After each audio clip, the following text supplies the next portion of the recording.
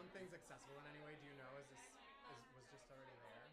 Yeah, so we have a microphone that's going to come out through those tiny monitors, and then this long thing is part of the Sonos for like music. So whatever you project, I think it's going to come out through the Sonos. Because Justine said it was just going to play from my laptop, but I have like. So I'm wondering if there's if there's even like a Bluetooth speaker that we can connect to it, it'll just project more sound. You know what I mean? I think it's more so like if you have a Bluetooth speaker that we can put even there, just that. Thank you. Because I don't think it's gonna track like that. We need a bigger. This is a presentation. This is originally 1 hour long for COP28. Was the first version of it, and now it's 10 minutes. So I'm like, you're kidding. Yeah. And it's really 15 minutes, unfortunately, but a lot of it is us watching like trailers to movies. Like I'm not talking. Like I think it's gonna be really interesting. It's the Hollywood climate angle. So I don't know. I'm like I feel bad, but I also like. Who doesn't want to watch a trailer? People love trailers. It's true. I love trailers. It's true. You're in the right field. So we'll see. Yeah, we'll see. Yeah. But if we don't have a speaker, it's going to be lame. Yeah. I'll just grab the TV. I mean, that's not an idea. I could grab the computer and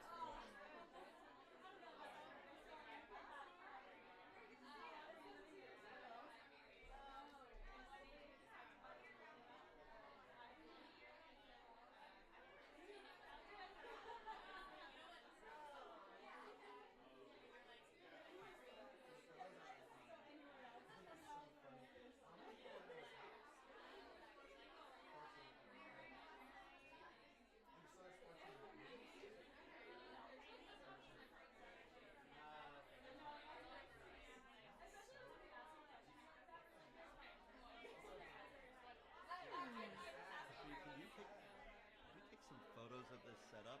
Yeah, well, it's funny. I was just looking for my iPhone. Oh, okay. And when I find it, I absolutely will.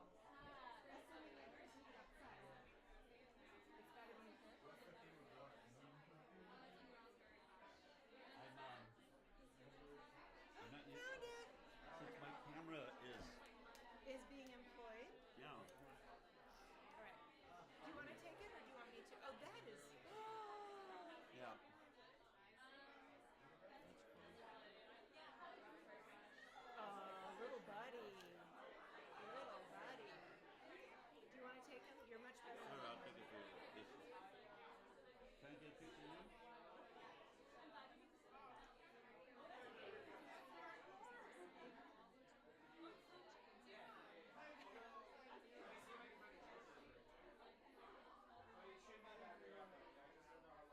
This is an amazing setup. It's really simple, you know.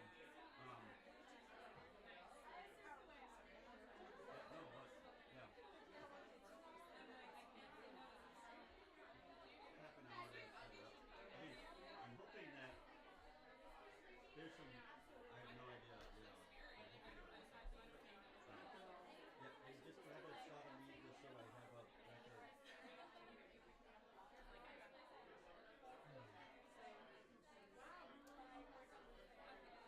All in his natural habitat. And do you see the camera? Maybe a little wider. So you see both of these cameras? Yeah. It's a pretty bad, dark background, so let me see if I can get them a little bit more pronounced. They really fade into the mahogany. Let's see.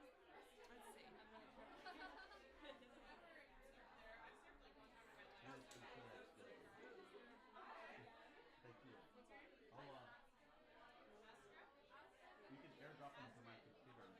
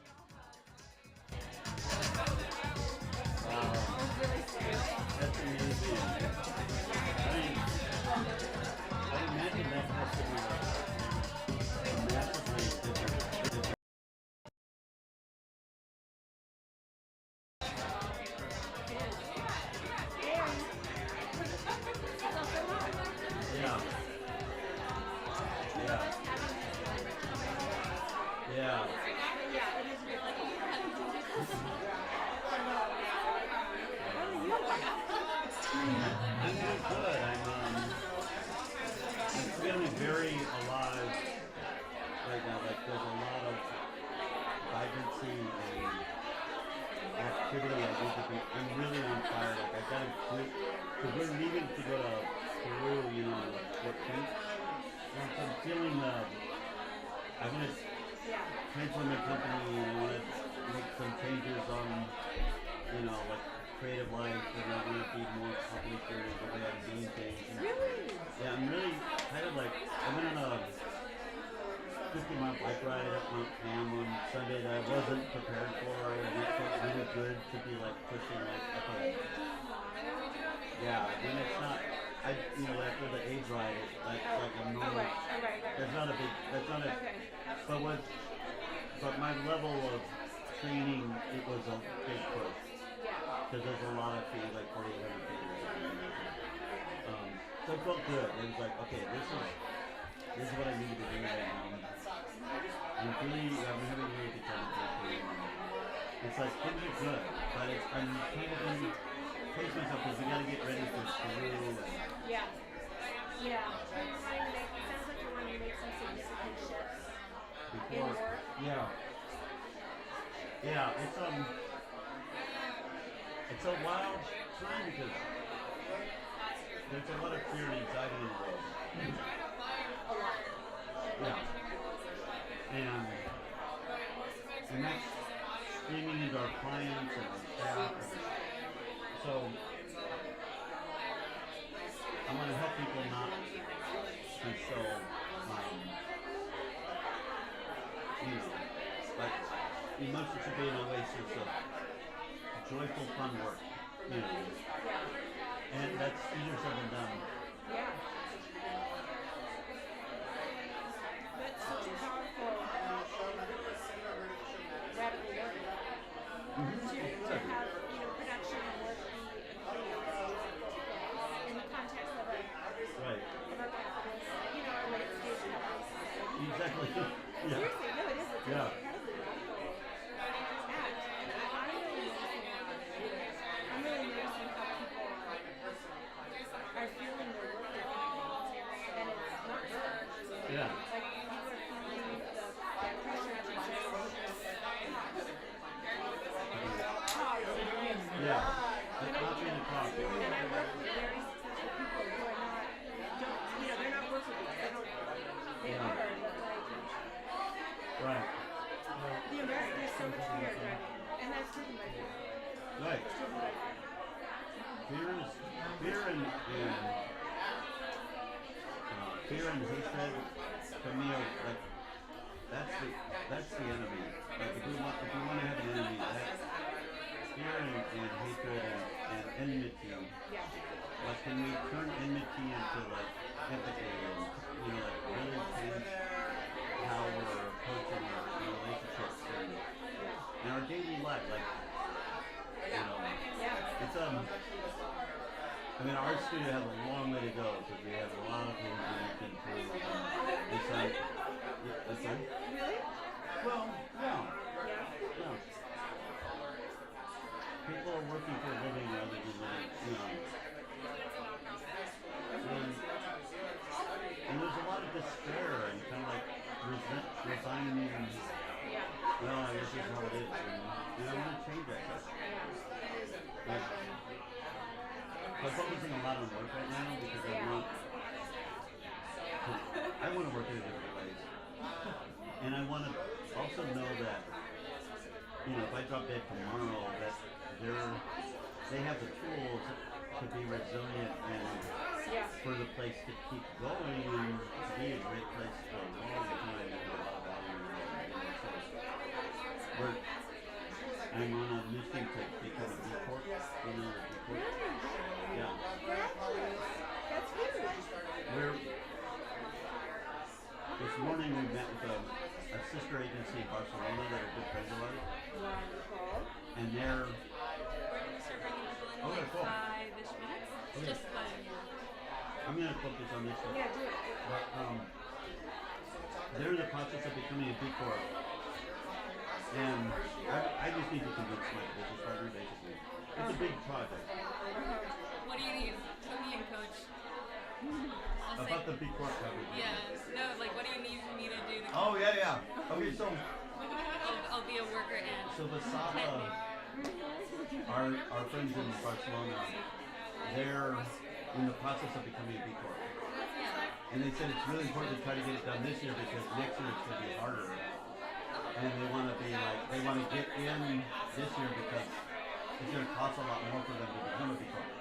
Once you're a B Corp, you have to prove it every year. You have to get recertified. It's not like it's like, And we did it. yeah, you did it. Well, if you need help on the inside to persuade Glenn. Okay. Not that I don't know that I can do much, You know but I what? can show up and be like, hey Glenn, have you heard of B Corp? You know what was fascinating? Our friends at Basava, I love them so much. You're gonna go crazy when you meet them. They're such sweet, amazing folks. And they speak Spanish. You know, like I don't know. Their main language is Catalan, though. You know, but the thing they said, I said that DEP, another agency that we talked to, said being a B Corp is actually been good for business because clients want to work with B Corps when they're B Corps. So and you can attract talent because talent wants to work. You're signaling your values. And Yeah. Well, if I want to do cool stuff, I want to be with the people Yeah. who are with me. And they were like, no, that's absolutely wrong. That's completely wrong. And I was like, oh shit, Glenn was there in the call. And you're like, that was my one hook? Yeah, no, and I was like, oh shit, where's this going? And anyway, they said in a few years, any agency that wants to still do business will be a B Corp. Really? That's a better hook. Wow. It's good, right? So they were like, no, it's nothing to do with business. It's just, if these are your values and you're doing business in the world, you want to align your values. And I was like, oh, I'm so happy. Like, so that's part of that's my energy right now. Like I'm excited. That's really good guidance. Yeah. That was so simple. And they're younger than us, but they're in many ways more mature. They're a three-way partnership rather than Glenn and I are a two-way partner. And they are younger than Glenn and I, but their third partner is Bruno's dad.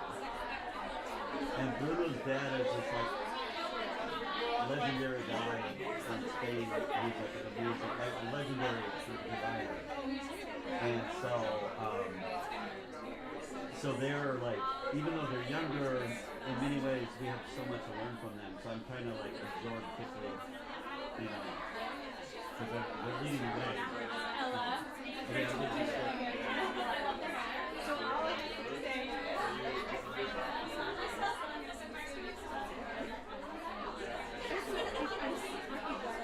I'm so glad you did.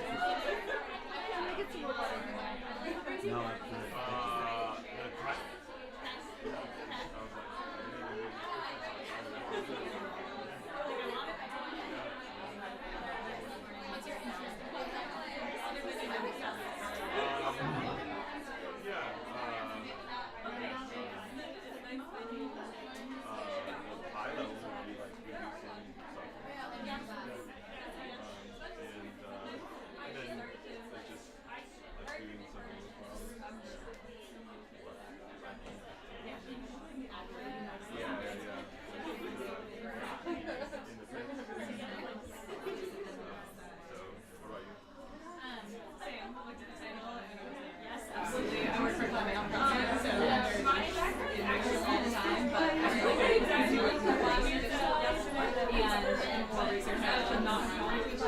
Community-centered solutions, community-driven direction.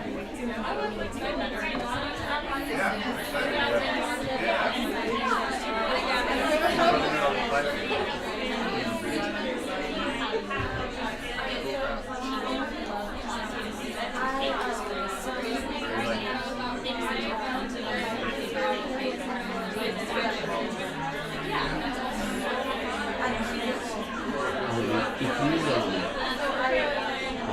If you think about it, you can take a couple photos the pen, the lights out, and you see if you're up for it, yeah, that'd be awesome. So for the piano and irresistible when you're I'm not sure how the audience feels about me. I'm not, yeah, but go for it. Yeah, just feel free. Yeah, I mean, yeah.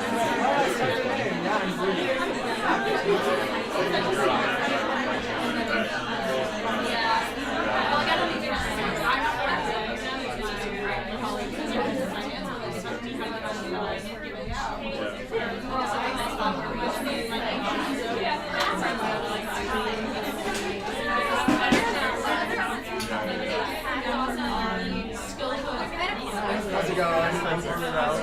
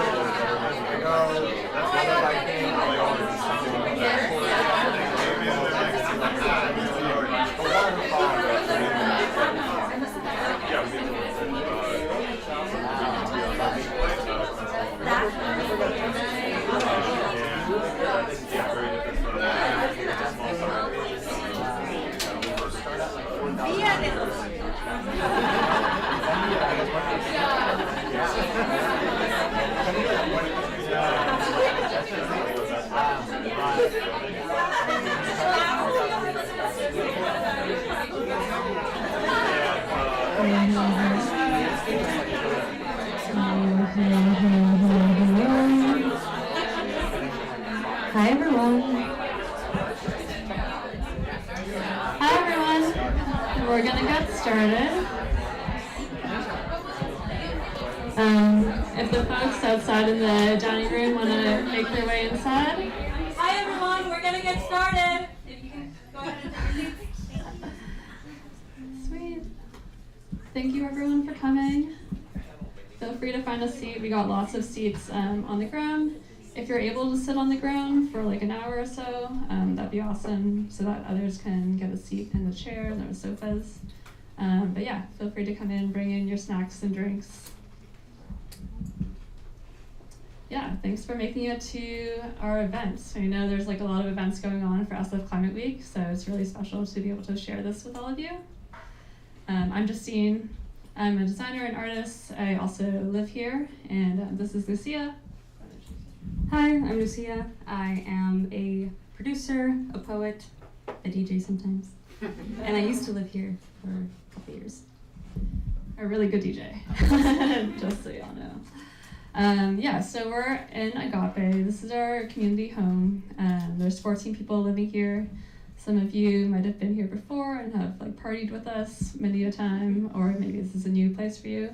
Welcome. We wanted this place to feel really like comfy and cozy and just like a living room type of event where you can just feel at home. So I hope you do. We'll be hearing from 4 speakers today. And we got Spencer, Natalia, Bruno, and Sandra. They'll be sharing their perspectives on what climate action is from their perspective and lens, and some insights from the work that they do. If anyone needs to go to the bathroom, there's a restroom just down that hallway to the left, and if you need anything else, feel free to ask one of us. But yeah, without further ado, I think we can get started with our speakers. So we have Natalia first up. So Natalia's work at IDEO and her immersive art explore future innovation and climate action. She brings over a decade of climate experience from the U.S. Department of Energy all the way to Project Drawdown. Thank you. How do I make the slides appear? Okay.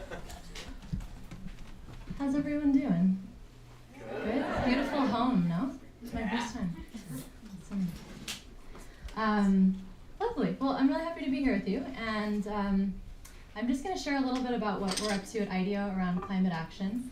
And there's a ton of people here actually this evening that are working on parts of this, so there's a little row in the back, but if you want to hear about other parts of this world, there are lots of people to connect with. Are you going to advance for me? Okay, cool. Next slide. So I'm this week just kind of curious about what questions are emerging. You know, a lot of these events, there's pitches and there's like an agenda, and I'm often just curious sort of what are people asking each other, because I want to figure out where we're pointing. So I have some questions for you quickly, and then we'll get into what IDEO is up to. So I'm just curious, raise your hand if, as you're going about Climate Week, you're finding more reasons to be hopeful, okay, optimist, or reasons to despair. Always. Okay, some people did it twice. Some of you cheated. Okay. To make progress, it's better to think of nature as a commodity. No? All right. A sacred trust. And yet we are commodifying so much. The potential of edge technology is cause for optimism. Weak hands are going up. A distraction we can't afford. Cool. Okay. Interesting. This a little bit more on the second side. And lastly, there's no good future without growth. Okay. Without degrowth or green growth. Interesting. Split. Okay. And I think the last one, the future of climate action is knowable. Okay, no hands. Is shapeable. Very interesting. Okay, cool. Yeah, I mean, all these questions are coming up in the spaces that we're moving through, and in the work that I'll show you, where we're doing a little bit of like speculative design about what could be possible in the coming decades. And if you saw a hand go up that you disagree with, it's always interesting to find people after and get into the weeds on some of this stuff. So IDEO is a design, innovation, strategy, consultancy. Everything from the things that you hold and have in your home to the strategies that shape governments and large corporations and big NGOs. This is not this year's eclipse, but a prior one. And yeah, this is like a little sample of kind of what the work looks like, but digital, physical, a lot of thinking. And if you go to the next, what I want to share with you today is what we're learning about using futuring to inspire people to take action around climate change. So that's within organizations, in leadership, and with the consumers that they're working with. So I'll talk to you about sort of our theory of change, some stories, and then how we're bringing that to life through artifacts. Theory of change. So this is work, actually, can you guess the year? Anyone know? If you had to guess. 2008, 2009. Is this 2003? Someone just said, yeah, it was 3 or 4 for Intel before the iPhone came out and before the like AirPods and smartwatch. So I wouldn't say that IDEO predicted the future, but we were definitely like experimenting with what could be possible around technology, connection, social networks, wearables. And so we have, you know, this way of exploring what the future could hold by making things really tangible, things that you can experience and feel and step into. And so what we're learning, one thing we're learning is futuring is helping us and leaders really to build confidence to say yes to more ambitious possibilities. So we bring it in at the beginning of like a strategy project and we say, here's what the future could look or feel like. What do you want to do in response to that, working backwards to today? We're never trying to predict things completely accurately. It's a lot more about the thought experiment, like ideating around what could be possible. And a lot of this work that we're seeing out in the ecosystem is really text heavy, and there's a role for that. But if you go to the next one, we have to go beyond reports. Like the IPCC dropped one, I think, last year, or the year before, with a bunch of fictional scenarios, and they brought to life really compelling, well-researched possibilities, but they're really hard for the public to grasp. They didn't make mainstream news other than the sort of rough headlines. So we're casting around and we're looking, and we're finding futuring work around climate, but it's coming from strange places. Chobani made this. So there's a yogurt company, and it's one of the most widely they hired Studio Ghibli, so it's beautiful work, but you know, it's coming from strange places, and we just need more of it. We need different sectors of people to be envisioning this stuff. So we're doing a little bit of that, artifacts of impact. Next slide. For the last year-ish, we've been coming up with speculative products and services that we never plan to take to market. We don't think they should really exist, but we're curious about what would happen if they did. So we're tracking different trends, and then we're bringing them to life through objects. So what does the future of electrification look like? What happens if we move to a completely regenerative circular economy? What would it look like if we had a different relationship with nature? And going from there. So these are some of the early versions that we were doing digitally. And then we started getting into, well, what if we bring these to life and bring them to places where leaders are convening? So, I mean, some examples, we made a newspaper from the future, which you can see here, with headlines, and if you go forward. And then we brought some of these artifacts and we staged them in an exhibit with the Ellen MacArthur Foundation. They do circular economy, sort of like think tank and projects with companies. So we set up this like home from the future, like living room, kitchen, closet, and we had people walk through. Go to the next one. And the next. And we had them look at postcards that might exist, mail that they might get. Go ahead. Really rough products, but like what if IKEA sold a mycelium, self-constructs stool, mazel tov. What if you, dyed your own clothing at home with dyes that you were growing?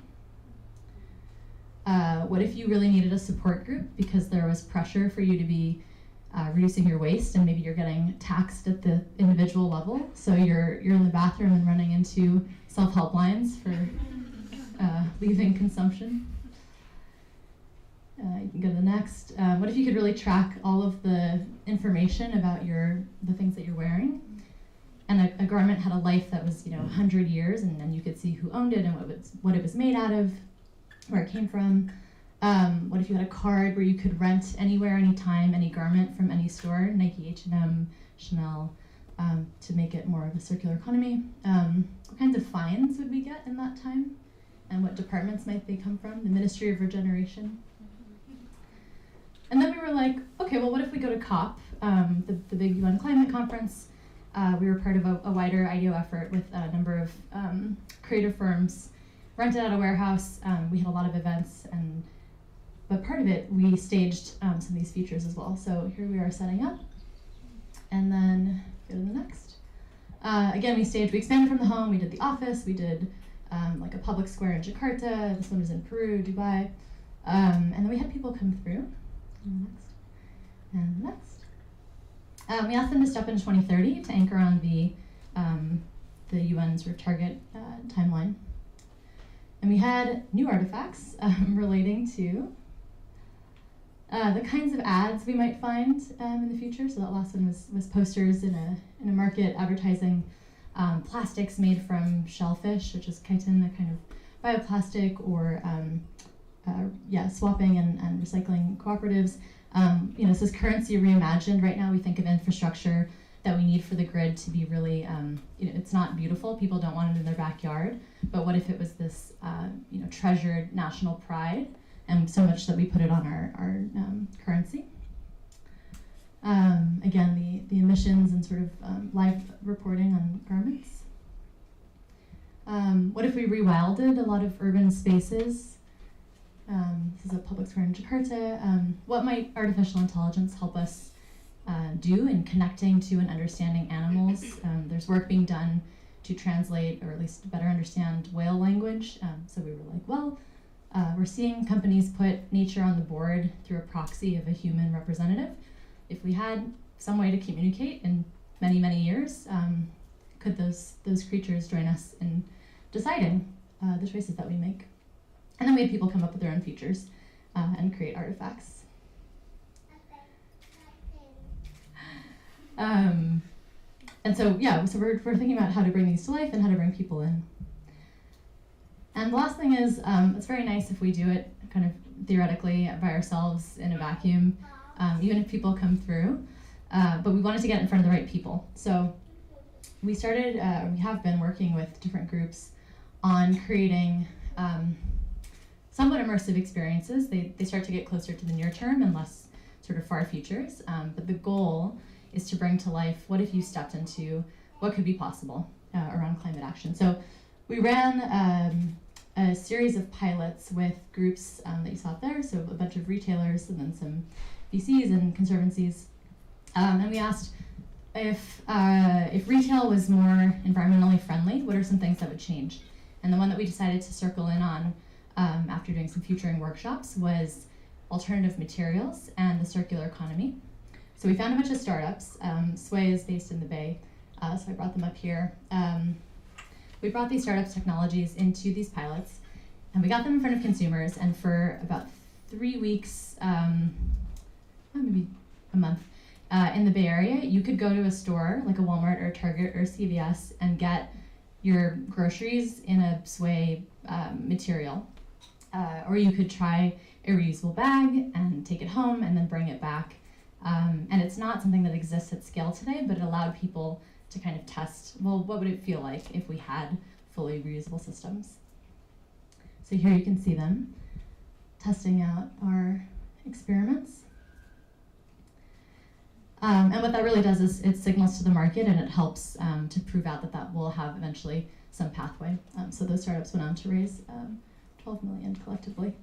And then we've been working with Conservation International. Connor, who's in the back, really led a lot of this work. We have used, among many tools, including strategy and different kinds of creative work with them, futuring, to help get some visioning going around how they might align strategy across the African continent. They have different field offices, but really need to create a unified perspective to both fundraise and to execute their work and scale the great work that they were doing. Actually, see if you go back one. So we ran a bunch of workshops, some on futuring, some on strategy, and came up with ideas for what 2030 might look like for them, and then through a lot of strategy work aligned. And they just recently, last year, signed an agreement with this other NGO in Africa that will be scaling the work that they're doing on rangelands to many other countries and creating transboundary corridors, which is great. And the last one is we're working with the Rockefeller Foundation currently. And this one is thinking about futures through the lens of leaders in Latin America who are creating startups, projects. They're experimenting with setting biodiversity baselines, experimenting with tracking technology and surveillance to find areas of deforestation. And they're running experiments that we think will serve as anchors for the COP30 that's coming up in Brazil, where people will be asking questions about how technology and nature relate, and how we can work with the people that are really living on and stewarding land. So I think of this as futuring in the sense of we're seeing early signals and trying to really uplift people that are doing great experiments and work that will be very needed as we continue to scale nature-based solutions. So just a few stories of what we're thinking about, what we're making, and how it's showing up with companies. And that's really all I wanted to share. And if any of that's interesting, I'm happy to chat after, and would love to hear if you're also making things related to possible futures. Woo. Thanks.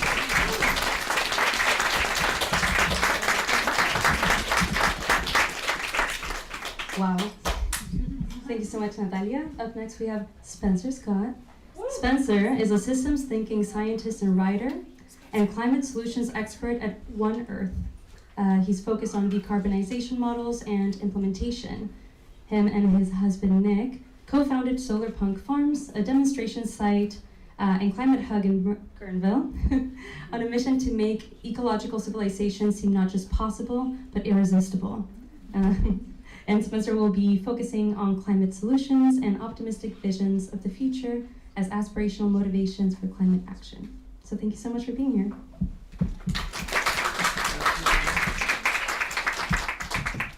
Hi everyone. So excited to be here. Thank you for having me. And so glad I didn't prepare slides because I would never want to follow IDEO. Those are incredible. So instead we're going to do a story hour for 10 minutes. And I think I just kind of wanted to walk through my process and journey into climate. My background's in bioengineering, got my PhD at UC San Diego. I worked in synthetic biology I used to work at a cancer therapeutic biotech company in the East Bay. And kind of around 2018, when the IPCC report came out, I just kind of had this like change of heart, and it was just like, I want to work in climate. And my whole life, I've been a writer, and I just felt like my lab job wasn't creative in a way that was fulfilling me. And so I took climate as kind of like the exit strategy, with truly too much naivete, and just like I left without much planned, which was scary and probably not the wisest decision, but it worked out. And I was good at research, and I wanted to write, and so I just stepped into climate education. And I just started talking to as many people as possible, reading every book I could about climate. I read Drawdown. I actually ended up working with Paul Hawken, who wrote Drawdown, on his second book, Regeneration.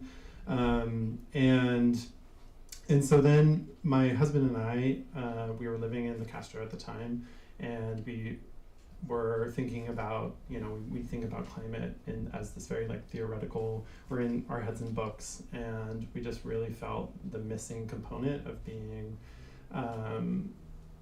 like having some sort of physical and connection to the work we were doing. And so we kind of ideated this concept of starting a farm. And so that was like 2018, we started looking, we went to Oregon. We realized Oregon was too far away from our community in San Francisco. And then COVID happened in 2020, and it kind of like sped up our timeline of, okay, let's do this, let's go look. And from the get-go, we knew we wanted the space to be a climate education and demonstration site. And right around the time we were looking for a farm, my husband's cousin emailed us about solar punk. And for those who don't know what solar punk is, it is basically this concept that our imaginations have been populated a lot with dystopian media and stories from cyberpunk and steampunk.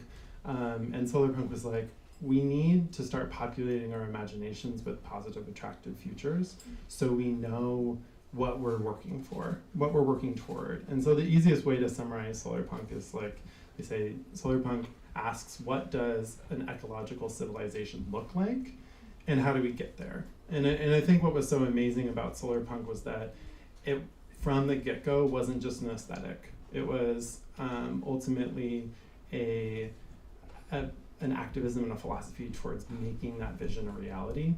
And so that's what we wanted to do with our farm. And so the whole goal of our farm is to bring people up from the city or from anywhere, and let them experience, what does a life based around climate-centered values look like, taste like, feel like. And so, if you're interested in that, come visit us, and you can find us on Instagram, Solar Punk Farms. And so then at the same time, because life has realities, we were both looking for jobs, and I now work at a climate nonprofit called One Earth. And One Earth does incredible things. They started out of the Leonardo DiCaprio Foundation. Our executive director, Justin Winters, started the Leonardo DiCaprio Foundation and eventually left to start One Earth. And the whole kind of arc of One Earth was finding the gaps in what people needed in order to invest or donate their money in climate solutions. And so I work on the science team at One Earth, and I work on kind of two main projects. One is called the One Earth Solutions Taxonomy or Solutions Framework, and that is based on a lot of different scientific studies, primarily one climate energy model that outlines, how do we decarbonize and get to renewable energy by 2050 and hopefully keep warming below 1.5 degrees Celsius. And then we have this other scientific project called the Global Safety Net that maps all of the Earth's lands based on biodiversity and carbon sequestration potential. And that is really helping countries and local organizations make decisions about how to conserve and protect land. And all of those add up to our framework that has 75 solutions to climate change, all backed by peer-reviewed science with intersectional themes and levers of change. And I also, through that project, we've started to map financial flows into climate solutions. And the goal of that project is if you can see the solution space via our framework and you can see where money is going, you can hopefully find projects that aren't being funded, that are underfunded and very important. So that is what I do at One Earth. Is I'm kind of like a climate solutions generalist, and I'm working on defining those solutions and ultimately helping get more money in nature conservation and biodiversity protection. So yeah, and because I wasn't doing enough, I'm also a writer, and I think, you know, as I was preparing for this, I was kind of just seeing where these different things are satisfying in my life. Like the One Earth was at this very, you know, global level, and it's kind of, when you get into climate, you start, you know, you like keep peeling back these layers where you start to think like, oh, climate is like a carbon dioxide problem. And then you realize climate is a power problem, and it's like and then at the very end, you're like, it's an ontological problem. It's how we define ourselves. It's how we think of the world and how we show up and interact and build relationships.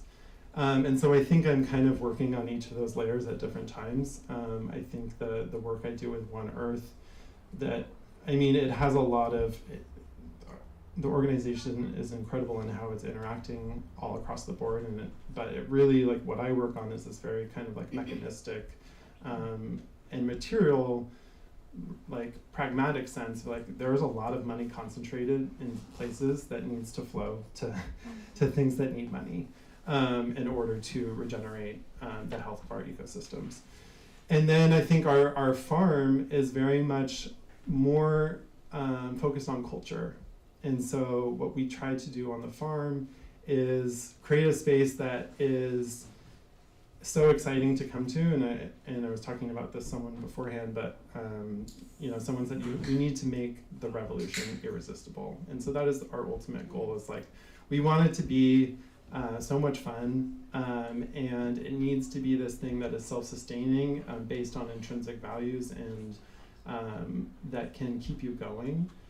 And then I think my writing is geared towards explaining that process that you go through as your values change, and the things that you find resistance as you try to make those changes, and kind of making sense of, you know, the society we grew up in, and what pressures were there, and where that made you focus your attention, and kind of coming to, okay, I'm getting a lot of information right now about what's going on in the world.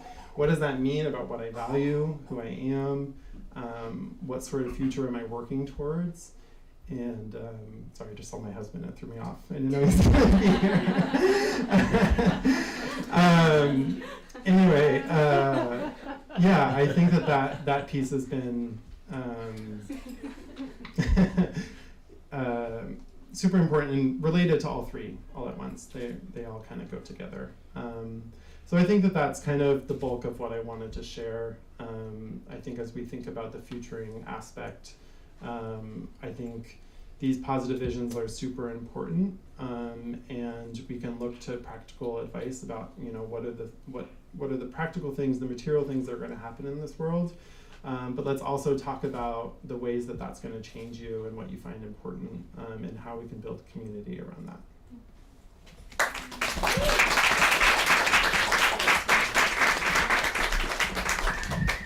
Thank you so much, Spencer. Up next, we're going to hear from Sandra Kwak.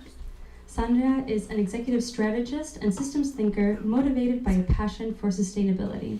She is the founder and CEO of 10 Power, a social impact enterprise that works with Native American tribal nations on energy sovereignty. And she's going to be sharing about the way that she's leveraging the Inflation Reduction Act capital to support the sovereignty through renewable energy. So welcome. Thanks. Hi, everybody.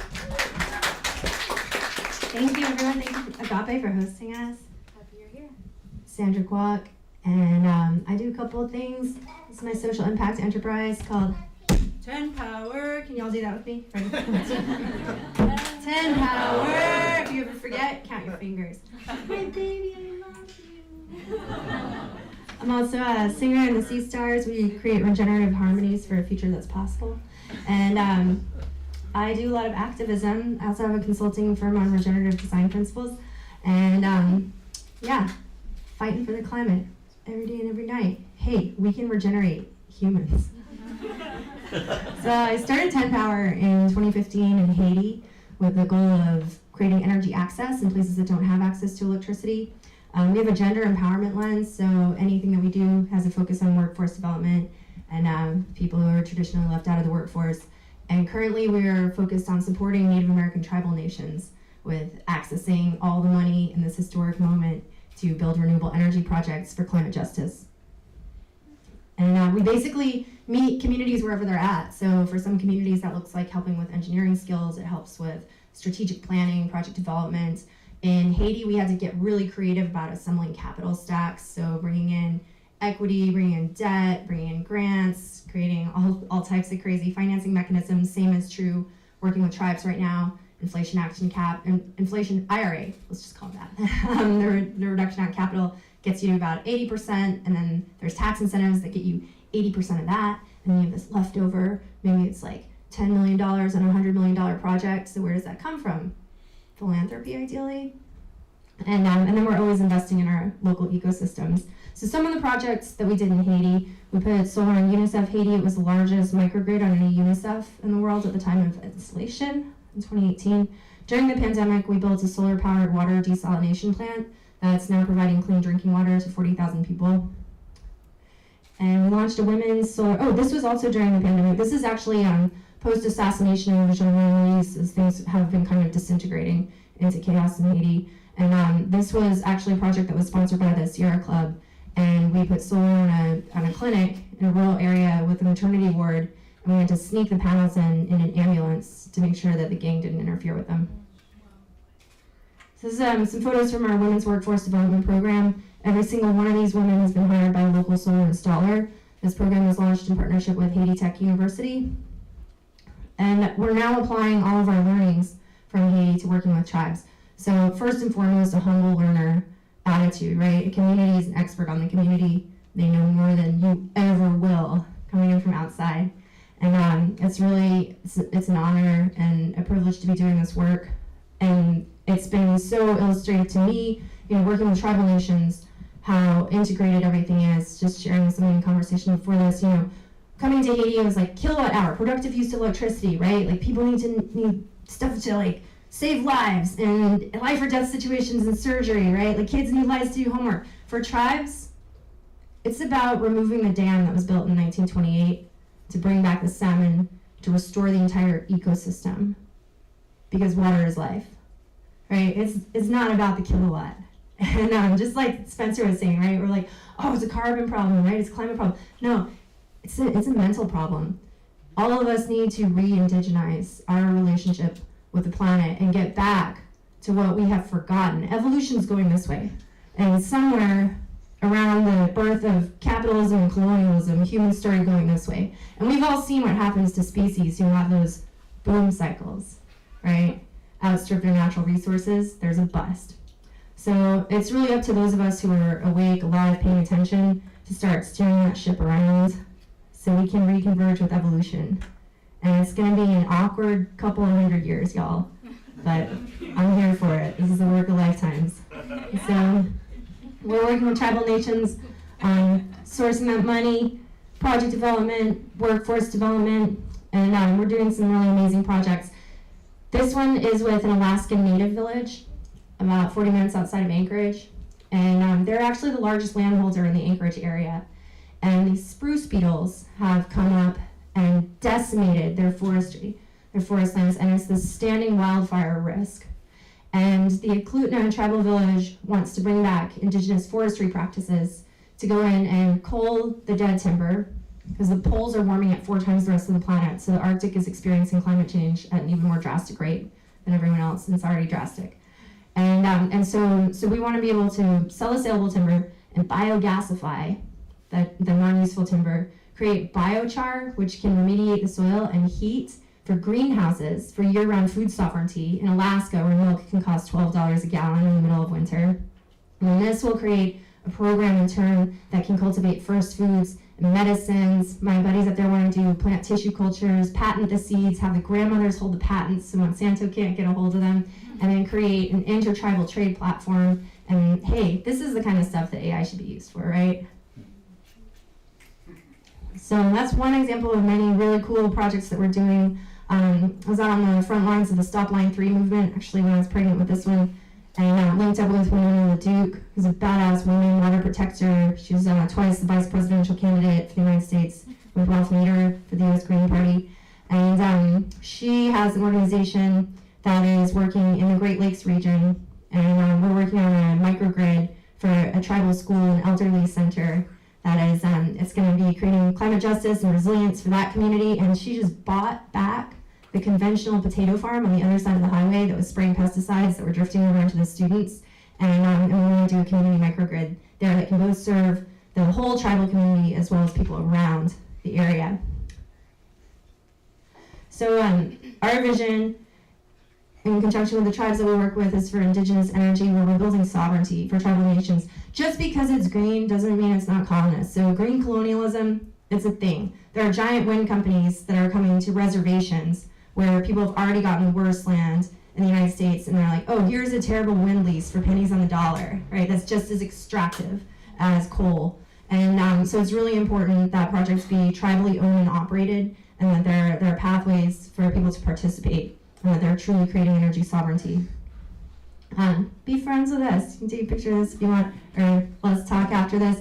And that's 10 power. So now transitioning to what I do when I'm not working is street activism. So I get really tired of this incremental approach, right? Like, we're doing cool projects, but it's, you know, like some kilowatts there, megawatt there, right? Like it feels like little droplets in the ocean of the problem. And so part of my therapy is getting out a megaphone and yelling at banks, which I do with Extinction Rebellion. And Extinction Rebellion is a pretty young organization, but it's one of the fastest growing in the climate movements. We're living through the 6th mass extinction, right? It's the first one that's knowingly caused by a conscious species, us. And so one of the first things that you're invited to do in the movement is to process the grief. And the way that I like to do that is through snark.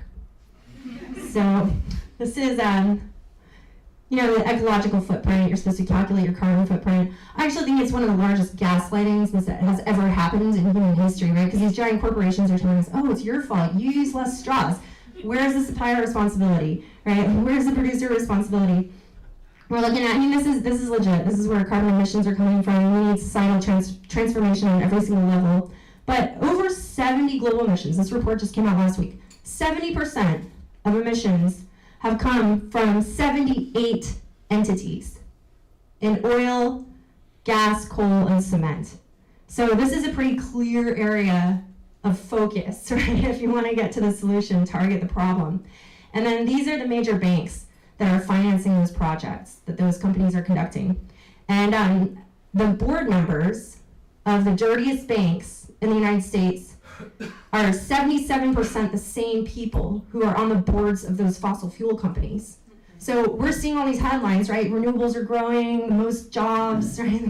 The fastest growth is in renewables. And so why are the banks still investing in these fossil fuel companies that are exploiting new assets? They're creating these wells that are just spewing out into the atmosphere because these same people are getting richer off those projects. So this was a game that we did where we played a giant Monopoly board. We put it up in front of the banks, and we had the bankers playing Monopoly. And we were like, all right, drill in the Amazon, what do you think? I'm like, should we do it? And people were like, no, I'm like, we're gonna do it anyways.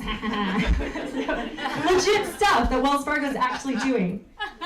So what does XR stand for? We want to reduce demand. We want to cut off the supply of capital, stop the money pipeline, invest in renewable energy, restructure our transportation systems, regen ag, baby. Restoration of our ecosystems. We love Drawdown. Thank you. We're all connected. And how do we do it? We've studied a lot of nonviolent movements and drawing upon the best practices of respect, of nonviolent direct action, but creating strategic disruption, sacrificial, putting bodies in the front line.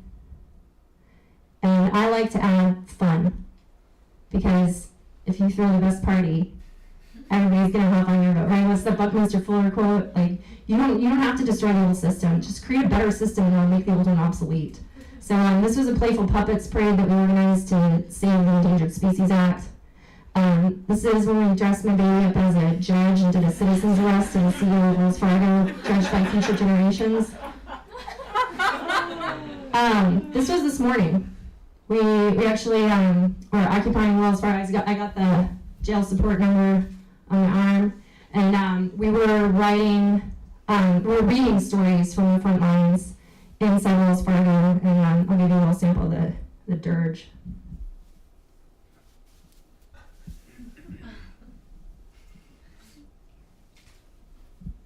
So we got all these stories from the projects, the people on the front lines who are getting brutalized by the police. And we were singing to the bankers. We demand a green future with love and rage we sing. Our motherland we must nurture. Let our voices ring. And 6 scientists got arrested. So it's interesting when the people who are closest to the data are willing to get arrested for our collective future. So yeah, these are kind of the big questions. What does it look like to be a good ancestor? And so many indigenous cultures say, every decision you make, you should think 7 generations in the future. I like to think about this shitstorm that we're living in and how it's the result of 7 generations of decisions ago, and also what 7 generations is going to look like from now, based on what we know and the decisions that we're making right here, right now. And XR was born in the UK in 2019. It spread all around the world, and we love doing stunts, we love doing art, we love doing street theater, giant murals. I think if something is beautiful and it piques your curiosity, then you're a lot more likely to let that message enter your brain. So that's a little bit of my work. Thank you so much for having me.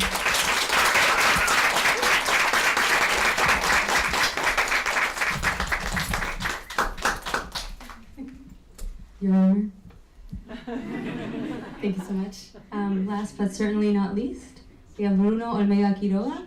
Bruno is a culture and technology strategist, passionate about leveraging culture to shift systems. He is the director of strategy at Good Energy, an entertainment consultancy working with major Hollywood studios to change in fictional TV and film. To change the representation of climate change in fictional TV and film.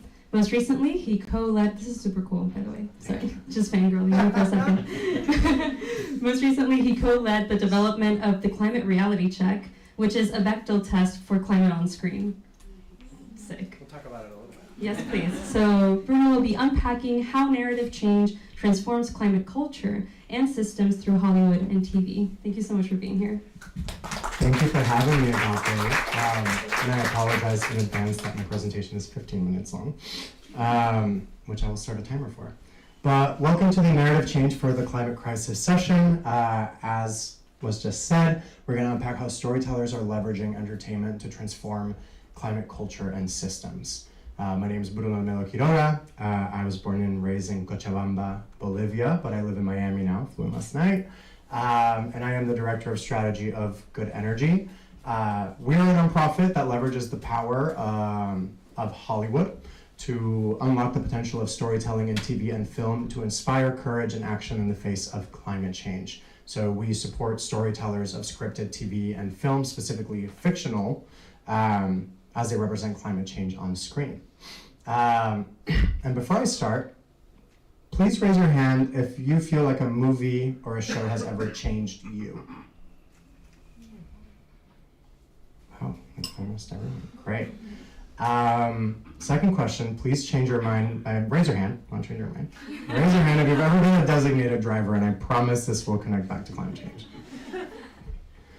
Great. Well, fun fact, if you have been a designated driver, you were directly impacted by Hollywood in the way that you live your life, because Hollywood invented the designated driver in America.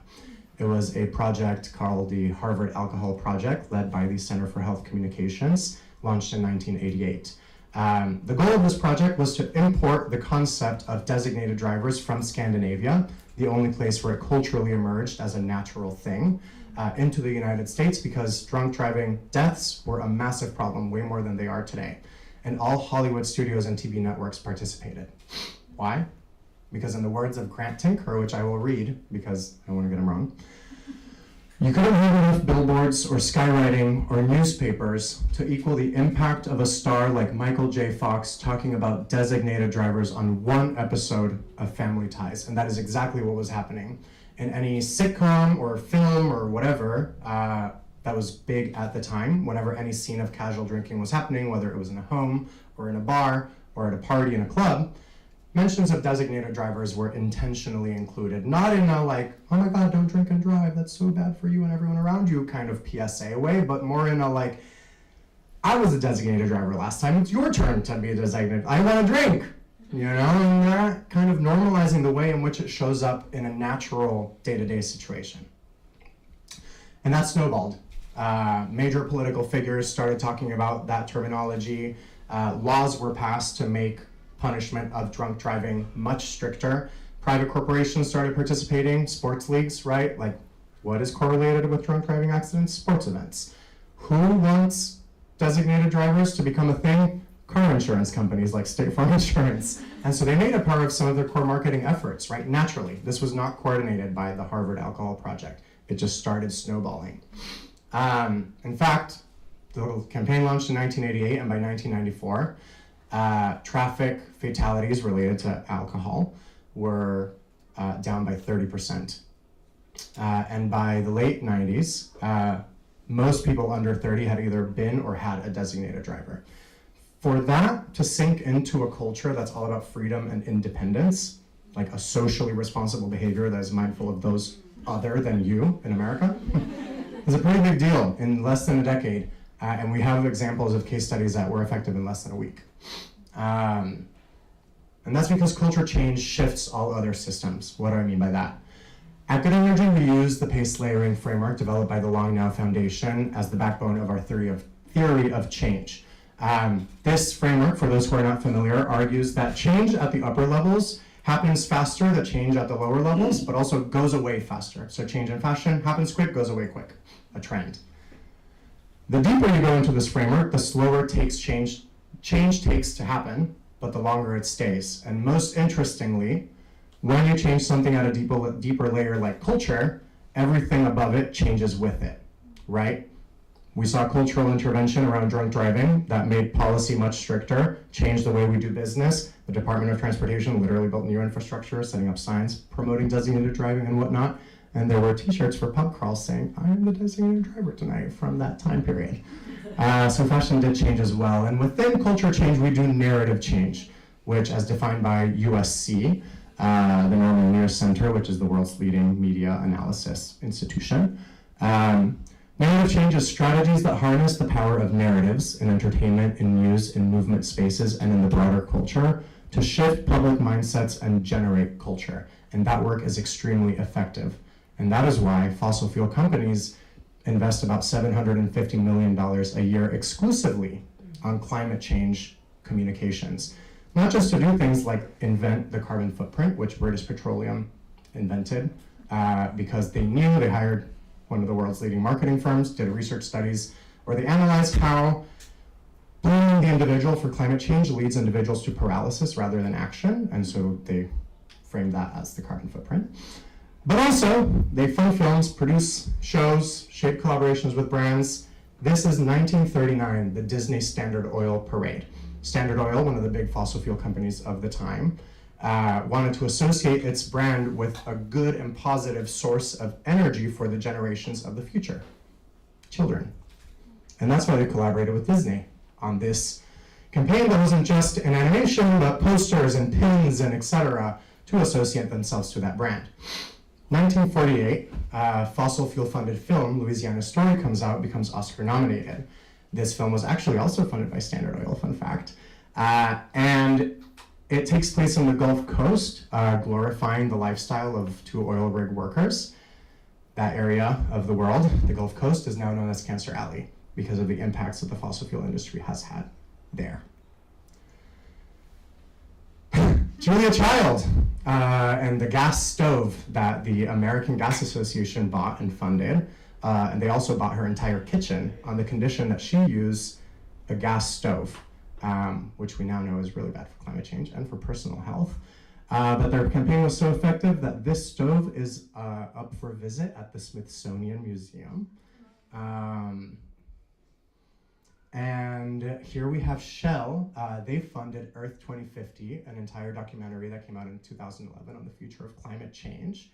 Of course, they make their own products and offerings part of the solution.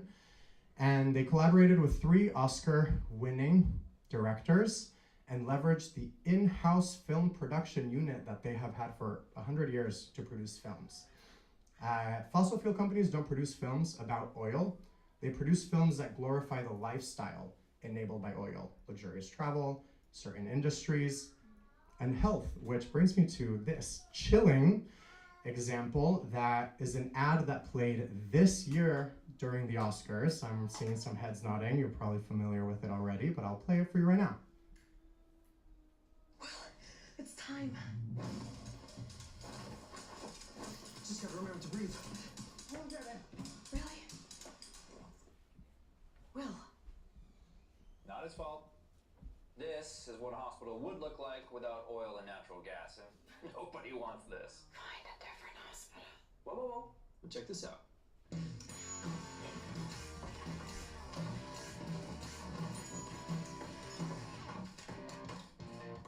Baby, this way. As I was saying, without oil and gas, hospitals wouldn't have what they need to keep us healthy, heal wounds, save lives, and deliver little bundles of joy. Products made from oil and gas are all around us. And without them, our lives would be a whole lot messier. You might want to double bag that. This year during the Oscars. So, and I apologize, the video switching is always a little glitchy, but clearly, the fossil fuel industry still turns to Hollywood today to influence public opinion. And it's time to do the same for climate change. So, clearly, as we've discussed today, climate change is a crisis of culture. And I don't think I can put it better than James Gustav Speth, when again I will read this quote because it's long. I used to think that the top environmental problems were biodiversity loss, ecosystem collapse, and climate change. I thought that 30 years of good science could address these problems. I was wrong. The top environmental problems are selfishness, greed, and apathy. And to deal with these, we need a cultural and spiritual transformation. And we scientists don't know how to do that. The truth is that all these bad climate things happening around us are happening because our culture allows it.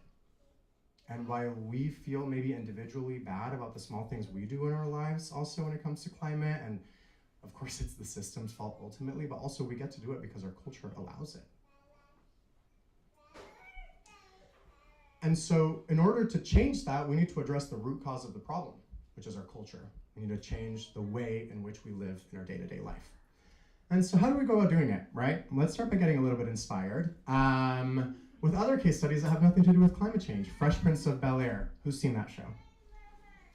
So research shows that audiences that have seen this show have measurably lower negative feelings towards Black people compared to audiences who have not seen this show. Narrative change in action. Top Gun, who's seen that movie? The military funded it. It's actually one of the Air Force's most successful recruiting strategies. Mr. Bates versus the Post Office. Who knows about this show? It's a very British show. Basically, it's based on a true story about how in the 1970s, 700 post office branch managers were prosecuted for fraud because the system, like the literal technological system, accused them of fraud. And it turns out it was a system bug.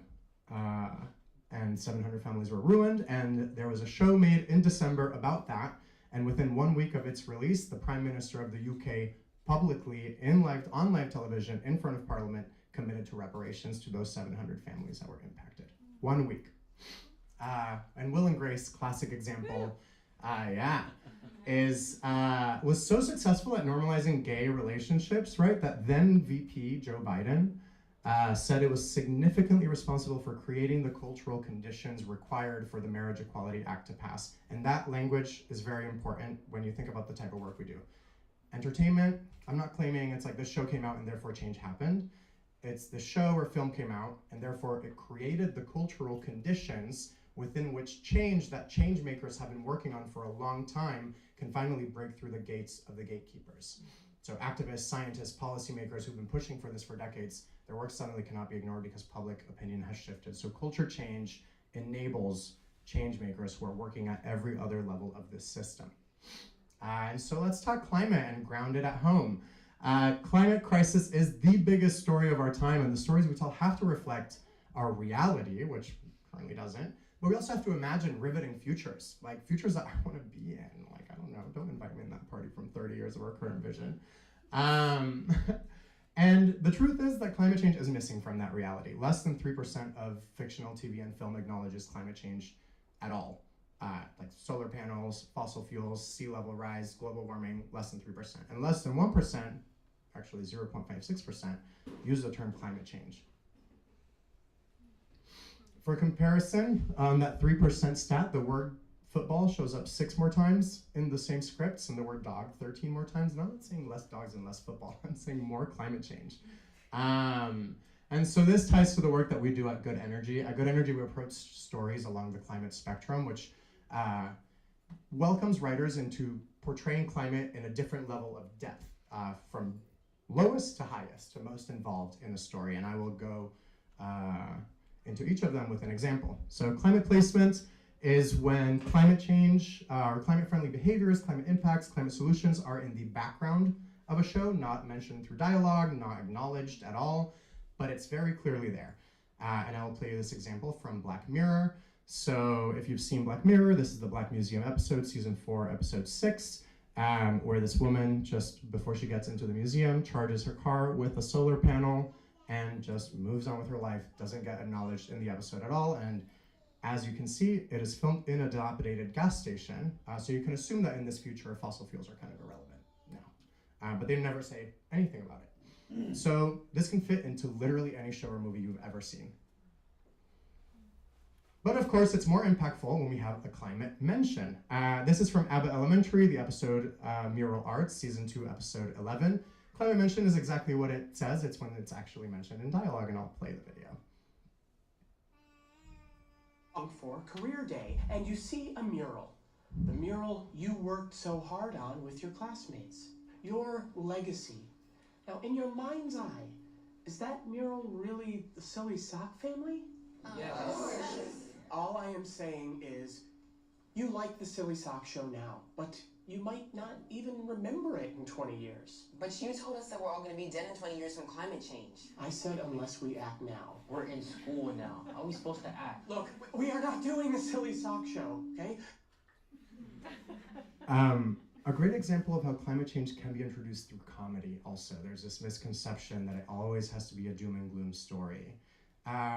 One layer deeper is Climate World, when the setting of a story is very, evidently impacted by the climate crisis, but none of the characters' motivations are driven by climate. And so Glass Onion, if you've seen it, Knives Out Mystery, there is kind of a renewable energy source at the core of the story, but no one cares about climate change. It's like money and fame. And evidently, as you'll see here. What's going to change? Wait a minute, Miles. Why do you have the Mona Lisa in your living room? In 1 week, I've invited world leaders and members of the press from all over to come to this island. And right here, I'm going to unveil the future. You know what this is? You know damn well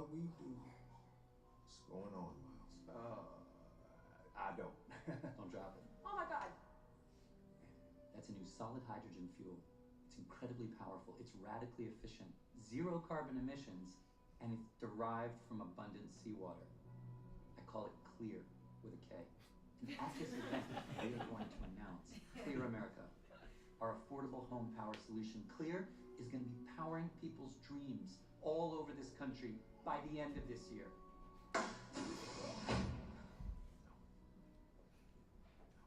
Because I was clear with you. I told you I need 2 years minimum to test the stuff to see if it's safe or even viable.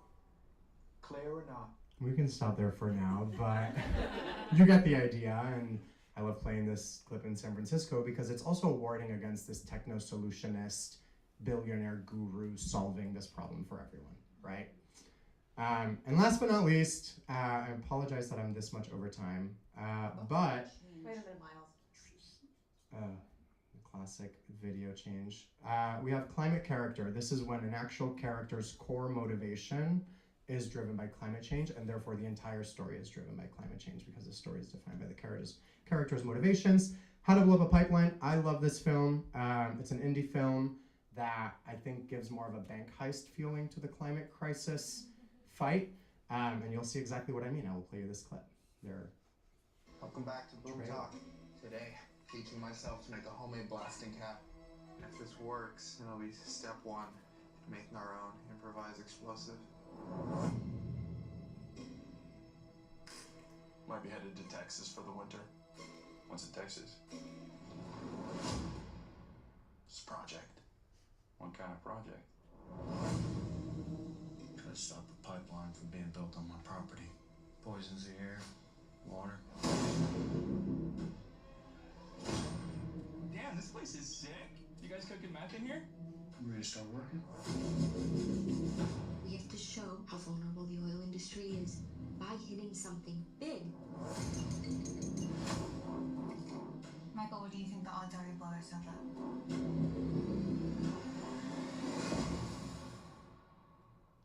I don't really care. We could blow the pipe at the hilltop. Keep the oil from leaking. You're not actually thinking. I'm not thinking about it. I'm doing it. What if y'all do structural damage? Structural damage is kind of the point. This is destruction of federal property. Terrorism. American Empire calls us terrorists, then we're doing something right.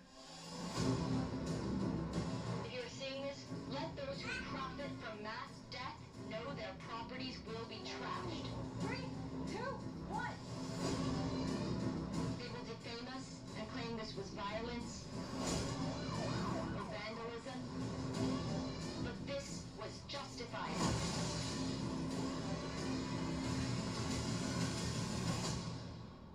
This was an act of self-defense.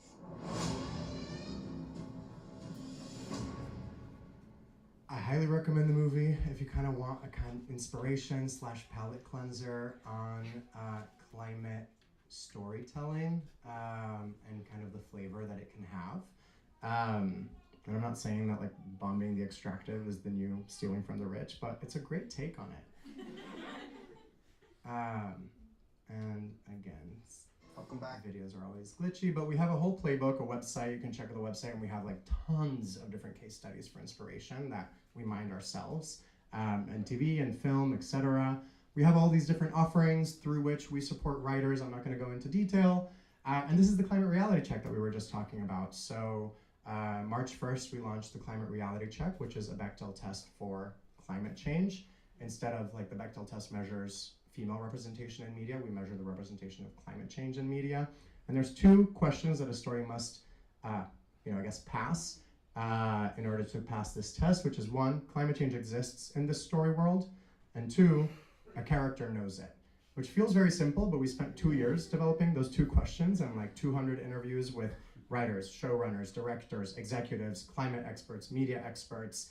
I know I'm missing something, but we had to make sure that this test was measurable, effective, and creatively generative rather than limiting, because of course scientists want to take it more towards like, no, make sure they talk about how bad fossil fuels are, or make sure they're not doom and gloom, but we had to get in there. And so if you take nothing else away from this, remember that the most powerful person in the world literally is the storyteller. We shape culture as storytellers, and culture shapes all other systems. And thank you very much.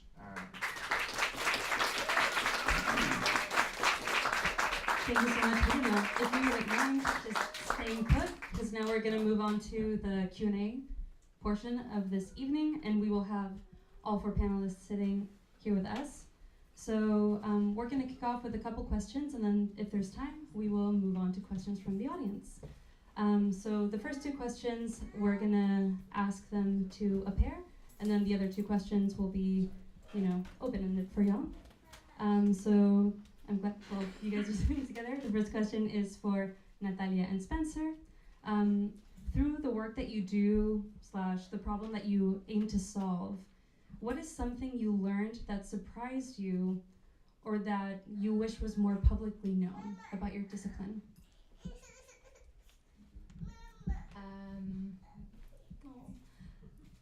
Maybe the power of peer pressure at... We have a new panelist, everybody welcome. What's her name? Koru. The honorable judge. The power of peer pressure. When you paint an interesting picture of the future, and someone takes action, I'm thinking of the example of Walmart. So they were a first mover on this beyond the bag circular economy work that I showed.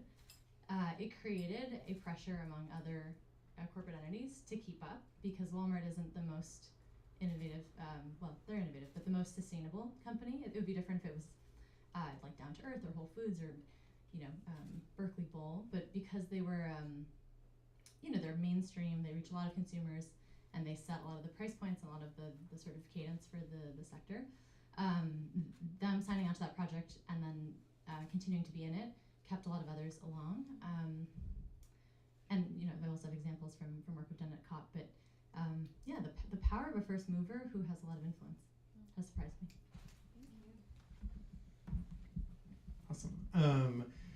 This is gonna dovetail right into what Bruno said all about, but one of the first longer climate articles I wrote was about a diorama at the 1939 World's Fair, and it's called Futurama, and not the TV show. It was a physical kind of ride that you would ride on, and it was paid for, at first developed by Shell for an ad, and then GM took it on, and it was this famous designer at the time, Norman Bell Geddes, who designed all of the streamlined blimps and cocktail glasses, all of these things. He was super famous at the time, and GM basically paid him to create this ride at the World's Fair. And at the time, it was 1939, there weren't highways, there weren't these big cities yet, and he created this kind of vision of the future, of what I think it was in the 80s or something, or it was even 1960 something that they projected out to. And he even said that he's I can't do the year 2000 because by then people aren't going to be driving cars.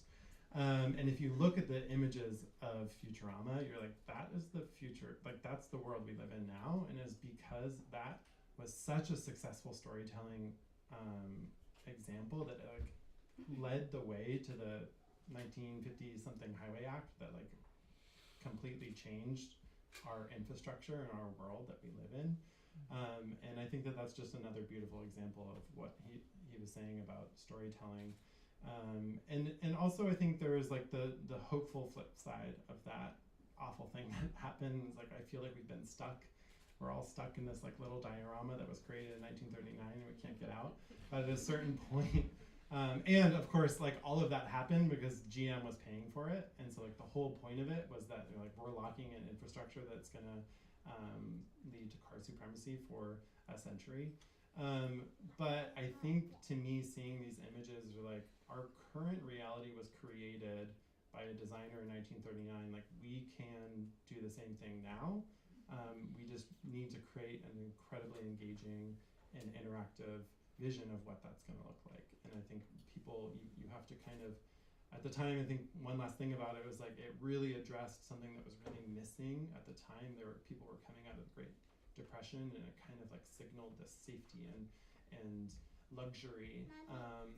And so you have to ride the wave of like what is culturally missing right now. And I think a lot of people are missing kind of fulfillment and connection to something larger than themselves. And so I think there's something beautiful possible there. Thank you both. The next question is for Sandra and Bruno. Looking ahead, what does your most optimistic vision for the world in terms of climate action look like? And what steps do you believe are crucial to getting there? Oh, I got it. Thank you. I was just at an event before this about rewilding, and there's an organization that's helping tribes to get back their land, so the whole land back movement. And what's interesting is that, you know, most indigenous mindset is not about ownership of land, right? That the earth belongs to her. And I think that, you know, in my ideal future, we all get back to this way of living that humans live throughout our young evolution as a species, right? Frogs are what, like 4 million years old, and sharks are like 10 million years old. Humans are half. So, if even, you know. So in our young evolution, really getting back to the knowledge that the elders in indigenous communities have, and science is observation, right? So hundreds of thousands of years of observation of natural systems, and combining modern technology and thinking about, like, I love the whale, like if we are using AI to better understand our natural systems, if we're using it to better understand our own systems, how do we get back to those stories, you know, that have been passed down through oral tradition, through cultures? Because you're not, if you tell your child, like, don't do this or that will happen, or you tell them a story, like, what are they more likely to listen to? So these stories that contain so much rich wisdom, and getting back to the knowledge of how to be a good species, right? Like, everything in nature creates for all the others around it. A tree doesn't just create enough fruit to have a baby for themselves, right? They create fruit for everybody to eat, and fruit to compost, and for the bugs and bacteria and mycelial networks, and there's so many ecosystems that form around each being, and we have this linear idea of waste where there's such thing as trash. It's so silly. So just getting back to the circle. Thank you. My most optimistic view for the future comes from a conversation that I had with a woman called Angie Abdillah. She is an Aboriginal Australian futurist, technologist, the founder of Old Ways New, an organization that it's a design and strategy and futurism consulting firm that is based on Indigenous Australian knowledge. And she wrote this book called Decolonizing the Digital, which, like, especially if you work in tech, I cannot recommend enough. Just even read the intro. I actually didn't read the whole book. I read the intro and then some pieces, but the intro is so powerful. And she told me that she regrets calling that book Decolonizing the Digital, because decolonizing has this sense of going back to something, to a time, to a way of living before now. And she was like, at the time that felt like the right title, but as I look into history and times when we've gone back to old ways of living, there's nothing I can't find them. You know, like, we usually in history go back to an old way of living. We move forward from where we're at and integrate the things that we have right now to, like, create this new future. And this is the next piece that she's working on. The next book she's working on, it has that stance on it. And that's where I would say my vision is aligned. It's like bringing these things we've learned from this boom that you talked about, right? Like, it's a terrible boom to the side that might guide us towards extinction, but in this ideal future, these things that we risked to learn with extinction get brought back to this way of seeing ourselves that's not. And again, Angie Abdillah, I asked her, you know, is this world meant to be more individualistic or collectivist, and how is it in Indigenous culture? And she was like, neither. That also is a really broken binary, because in our culture we see humans as part of everything around us. Like, it's not that I'm alone or I'm part of other people. It's I'm part of literally everything, living or non-living around me. Living or not, I mean, everything's living, right? But That's a long rant to say it's applying the things we've learned right now to a value system that doesn't see us as separate from nature, where we're assessing whether we're individual humans or collective humans, and we're saying, hey, we actually are really part of this larger ecosystem, and we can use this fiery innovation that we have not to burn things down, but to generate new things. And that's it. I have a little thing to add to that. My friend Cody Two Bears, he was one of the organizers at Standing Rock. He says, yeah, we want to decolonize, but we don't want to be against. We want to be for. So he calls it re-indigenizing. Yeah. Thank you so much. That is actually a really perfect segue into this next question, which is open to all.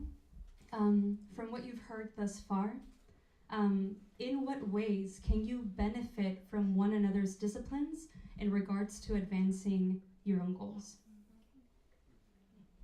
So first come, first serve for this one. Part of what we do at Good Energy is connect people, connect writers and showrunners, directors with people who have lived experience in certain things. Good Energy was actually founded because our CEO comes from a hyper-religious family. Her father is a pastor of a mega church in Alabama and a massive climate denier. She grew up super conservative, part of the young Republicans in high school, and then she went to study abroad in New Zealand, where the culture is much more connected to nature and just acknowledges climate change as a reality. It's not a debate.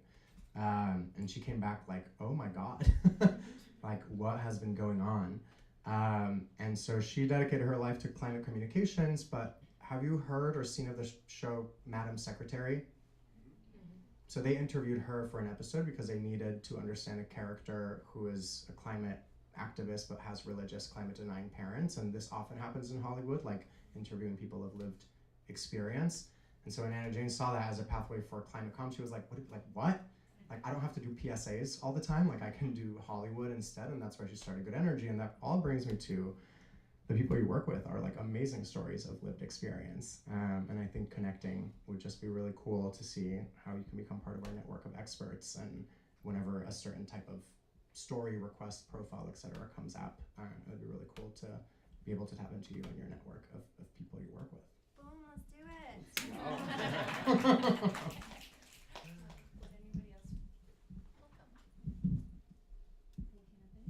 I don't think necessarily we should actually do this, but it's fun to do mashups. So what if there was an immersive, maybe like month-long experience that we could invite people to step into, where they took on characters developed by Hollywood writers that are relating to climate change in different ways. Those characters went to Extinction Rebellion events and talked about their stories and the ways that climate change was affecting them in the future. Somehow we visualized it because IDEO has to be in there. Maybe we capture it and we bring it to COP in the spaces that we convene or other places with corporates. And as a concluding experience, you go and you immerse in the future on a regenerative farm, living out solar punk realities and thinking about, once you're there, how to work backwards. And maybe the people that you put through that experience need it the most, so members of Congress or the executives on your list, and I don't know how we recruit them. Maybe it's a therapy that is prescribed. Or the ultimate murder mystery party. The month-long murder mystery. When you do that, do let us know where to sign up. There's already a wait list, sold out before its inception.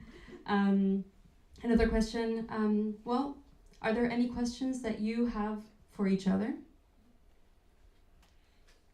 Can we hang out? Yeah, at the farm. Let's go. Yeah, anytime. All right. I have one kind of from y'all to the audience. What is one lesson or piece of advice that you would want to share from your climate journey for someone that's just getting started or wanting to get involved? That's a pretty typical one, but I feel like from all of your perspectives, be cool. Yeah, you don't have to have a specific area of focus to get into the climate movement, because the climate movement needs everybody, right? The climate movement needs artists and designers and writers, and as well as, scientists, but I think creatives have a huge role to play. And also we need to transform every single thing. So being an entrepreneur, right? Like you don't have to go start your own thing. You can be an entrepreneur wherever you are. And actually, I was talking to a gentleman who's Native who got the giant global accounting firm Baker Tilly to create an arm that works with tribes, and like that was hugely transformative. So you went from like, you know, I'm an accountant in a giant corporation, right? Like what could I do? So like wherever you're at on your climate journey. I'm curious, how many people work in climate in this room? Awesome. How many people are climate curious? Sweet. So yeah, I mean there's a place for everyone. I'll go next. I think two things. Similarly, like you don't have to be a climate expert to work in climate. We tell writers this all the time. Like you don't have to be an expert in climate to tell a climate story. You can just start with your own experience because we're all experiencing this crisis every day. But two, I think something that really struck me. I was interviewing Amy Westervelt, who is the journalist, the founder, head of Drilled Media. They report on fossil fuels globally, and like a lot of their journalists have death threats on them, so they have to keep moving. It's like crazy, but you should go on Drilled Media. It's really cool. And she talked about how she was interviewing a conservative group of people that was filing a class action lawsuit against a fossil fuel company. And she was just curious about how you got conservatives to like do that. And we know from research run by Yale that 75% of Americans already believe in climate change, but only 40% of Americans believe that other people believe in climate change. So it's already past the bipartisan divide, but to dig deeper into those motivations, she was interviewing this woman and she was like, why are you doing this, right? Like, why are you doing this class action lawsuit against this fossil fuel industry? And this woman was like, well, I hate environmentalists. It's like how she started. And she was like, I don't believe that climate change is caused by human-driven causes. However, what I do believe is what the lawyer showed me, that since the 70s and 80s, fossil fuel companies have been filing patents for technology that they plan to develop once the Arctic melts to be able to drill for fossil fuels in the Arctic. Since the 70s and 80s, when they found out that this climate crisis and melting was coming, and it is unfair that they didn't let us prepare as well. They've been preparing since the 70s, and we're only preparing for the past 5 to 10 years, and that is unfair. And so the term climate justice only resonates with about 30% of America, also research from Yale, but fairness as opposed to justice is a value that really resonates across the board as a way to talk about climate change. And I think that really struck me because it's like, I of course talk about climate change from my values, from a justice-oriented standpoint, but my recommendation is to learn to talk to people about climate change based on their values. You don't need to convince them what the cause of climate change is. You just have to get them on our side, and that's it. Would you like to share some wisdom and advice for people who are climate curious? I think I'm looking for wisdom. I don't know that I have anything more to share, but I like what you said about we're all on Earth, so it's like whatever the unique talent or fire is, then to follow it. But I'm in a place of questioning, so I would love to listen and learn. Yeah, I had a similar comment about just being like, everything is connected, so you just need to work in wherever you are. And I do think, it's really important to keep that both truths can be true, that, this is a huge systemic problem and we have an individual role to play. And I do think that the individual agency is really important in finding momentum and feeling participatory. And so much of our ability to feel like we're making progress is our ability to match like where we're at with what like things we're tackling in that moment. And so I do think that having that individual practice is important, and working on things that are challenging you to grow. At the same time, I'm like, don't sweat the plastic straw. I mean, it's important if we can get rid of it, but eyes on the prize of this being a systemic issue. But it's difficult to, how do you intervene into complex system. A lot of that, in my mind, and Donella Meadows, who studies complex systems, would say, you know, the best lever is the paradigm shift. And so I think what we're all collectively working for, there's this great paper on social tipping points. You know, in climate we talk a lot about tipping points from an ecological perspective, but there's also the social perspective, where this problem we've been working on this for decades and decades and decades. At a certain point, we're gonna hit a tipping point where it becomes the norm to care about these things. And so I think the most important thing to think about is just like adding yourself to that scale on the other side, so that we can get to a place where, like, the moment it becomes the norm, everything is going to become so much easier. So much of the difficulty with my climate journey and so many other people's climate journey is this feeling of isolation, of feeling outside of the system protecting you and feeding you in a certain way. And when you step outside of that, it gets much more difficult. And just small things like wanting to look cool, or like go on a trip with your friends who are going places, and all of these things become difficult. And so I think, yeah, let's work towards that tipping point so we change the norms.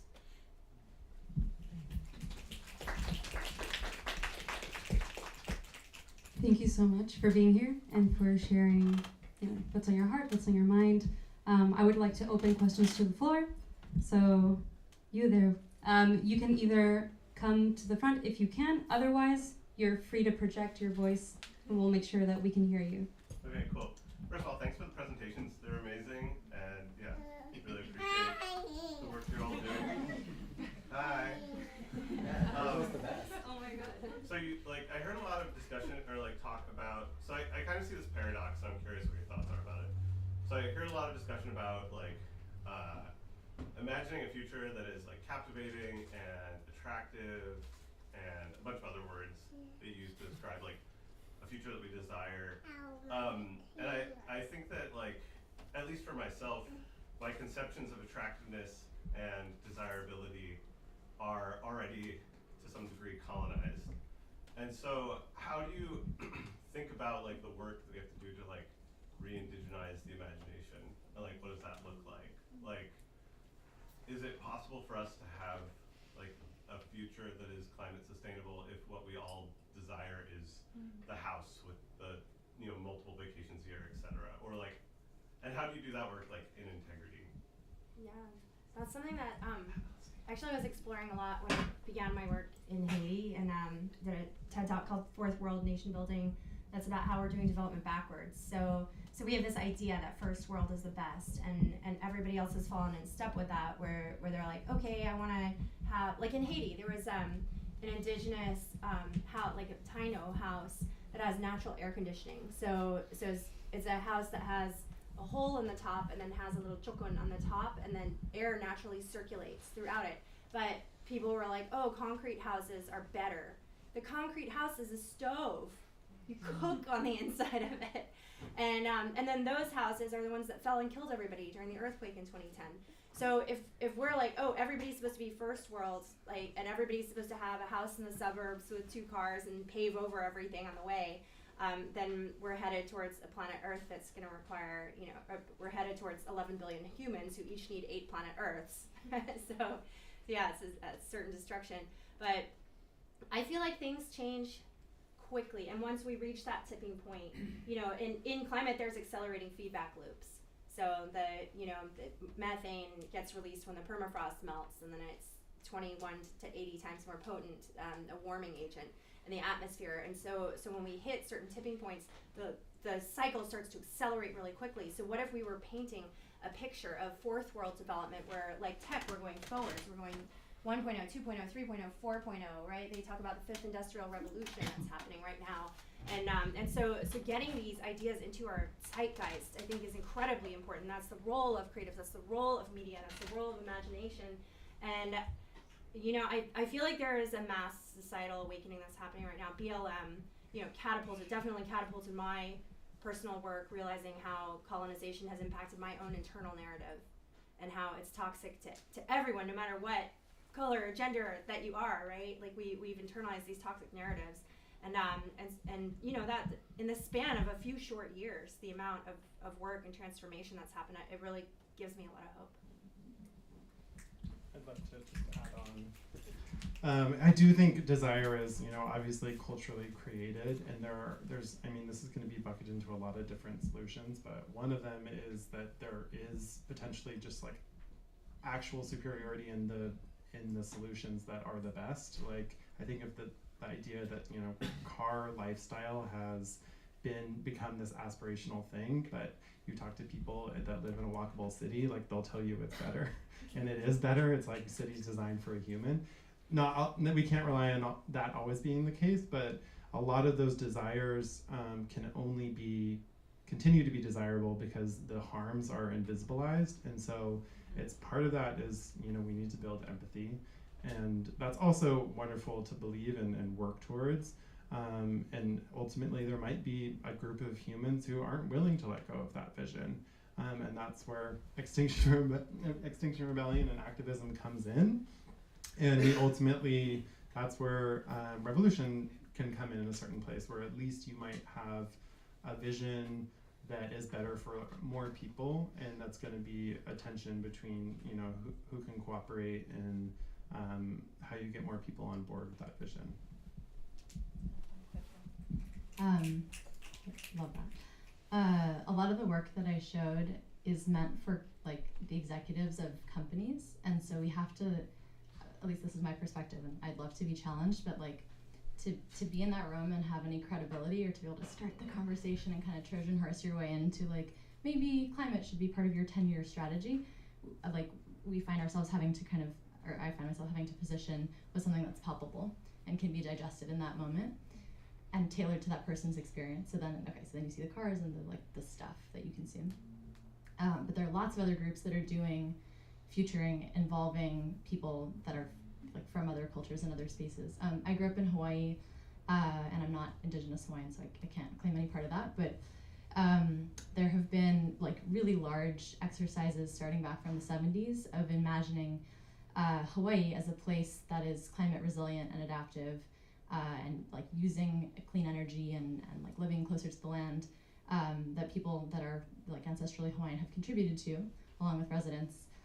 And they are really different. Like, it's like we have pagodas out into the sea, and they're like solar powered, and we're like fishing, and there's like this communal thing happening, and maybe even our like biology has evolved in the far future because we're like, you know, I don't know if it's scientifically feasible, but that visioning is happening. And then the last thing is, I think the visioning also happens not in the format or the language of futuring, but just like, what are people doing? And so there's a bunch of groups in Hawaii right now that are like rebuilding like seawalls in the way that ancient Hawaiians did rock formations, and it's like super resilient to like tides and storm surges, and you know, they're reteaching like how do you build structures out of coconut in a way that's resilient. So that is futuring. It's just it's vernacular, and it's like a way of expressing this is where I want things to go by participating.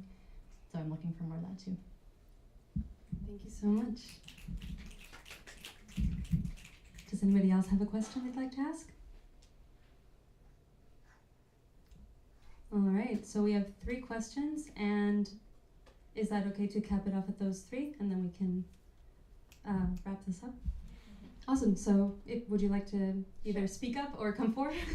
I'll project. I actually want to build on what you just said and ask a little bit about the process behind selecting the ideas that you actually end up presenting. Like, what is that balance between I want it to be palatable to these CEOs, but also getting that foot in the door to imagine a really different and regenerative future? I'll be brief and happy to keep chatting. IDEO is a consultancy. There's lots of ways that we engage in work. Often the futuring is at the beginning of a strategy process, so we're starting to talk about like among the many things that a company or an organization could do, what are some of the options, and then how do we start to narrow down and make progress on them. So that's, I guess, the foot in the door, the beginning of the conversation. And then the question is sort of like, what are the provocations or the trends that will be most useful to that group? Knowing that climate change is like the water that we swim in, everyone's going to be affected. It'll change like culture, society, economics. so then we're thinking about like, okay, is the most useful trend to have this company shift and shape its action going to be the stuff around like incoming policy or consumer preference related to climate change, new materials, and so that's sort of how we get into like what is the thing that'll be there. And I think it's some balance between like inspiring, a little bit uncomfortable, and somewhat doable. At least you could like draw the thread back to what's the strategy or the new thing that you're making today. And there's actually parallels to that in Hollywood, where our organization is entirely positioned on being story first, climate second. When we work with people, because ultimately a storyteller's priority is to tell an incredible story. And if the way in which we are consulting is getting in the way of that, we're not doing right by the climate movement. And incredible stories are judged differently than like a climate story maybe would be judged by, right? And then you have the executive that's gonna look at the story and be like, can I sell this? How many people does this appeal to right now? X, Y, and Z. And so when we come in, we have to tell an amazing story, and then we put climate change in there. It's kind of like velvet glove, iron fist metaphor. And when I was at IDEO, actually also working on responsible innovation and shaping the early days of that work that resulted in the like This Work Can't Wait campaign. It was similar, which was like we need to communicate that this is profitable first and climate second for most people to like give you an ear. And so if you're a climate entrepreneur, like the responsible way to show up for clients, investors, et cetera, is to be like, I'm gonna make you money and we're gonna be good for the planet. Not we're gonna be good for the planet, so give me money. And unfortunately, that's kind of how it just continues to be.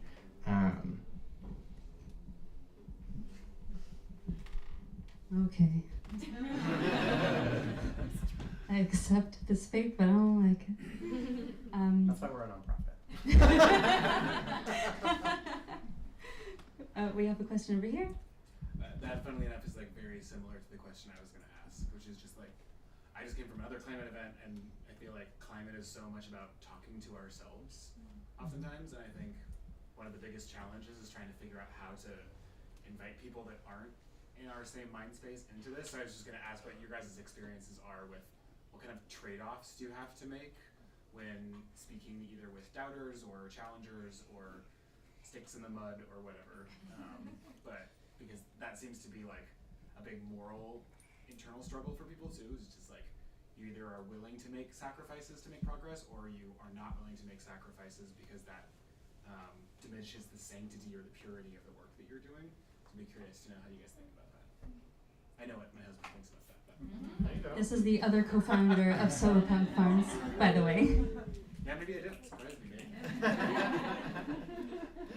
I'll say no. I think the person who has done incredible work on this is Catherine Hayhoe. She's a Christian climate communicator, and this is her bread and butter. And if you follow her on any platform, she's incredible at cross-platforming. So she just like posts it everywhere. Anyway, going with your stat earlier, where at least 70% of people are concerned about climate change. There's this perception that it's lower, and it's like I think we need to understand that like there is an interest and people are very worried about this, and that she does recommend for the 10 people she considers resistant who are just like diehards. She's kind of like, don't waste your time. And like she didn't come to that conclusion lightly. I'm sure she thought about it for a very, very long time. And her other piece of advice is just like meet people where they are. Find a fairness value set that they believe in, or find whatever value set they already believe in. Because most people, there's some very personal entry point for them to care. So that's all I want to say. Yeah, it depends on who you're talking to. If you're talking to farmers, start with the weather. Because everybody knows the weather is changing, and the people who are closest to it, like, y'all know.